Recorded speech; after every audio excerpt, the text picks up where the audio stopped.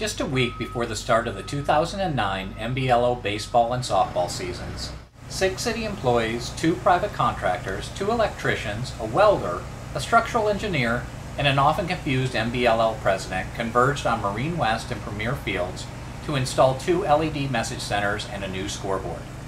The scoreboard for Premier Field would replace one that had stood for the better part of the first 5 decades of Manhattan Beach Little League, and before that, the original Premier Little League. The installation needed to meet structural prerequisites from the city of Manhattan Beach, local residents, and a private structural engineer.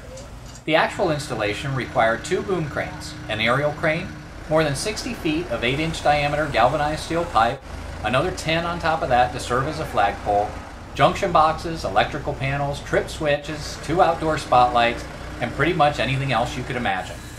Bringing together private and civic interests and ensuring that the contractors and crews could execute on the plan sometimes seemed as difficult as storming the beaches at Normandy. The installation was actually delayed no less than 3 times by a wet and rainy February that left Premier and Marine West Fields too wet to bear any heavy machinery, putting the installation at real risk of missing opening day. But when all was said and done, the tens of thousands of dollars, the majority funded by private donations, and more than 100 man-hours of planning and labor were well worth it. Marine West and Premier now represent 2 of the very best facilities in the South Bay.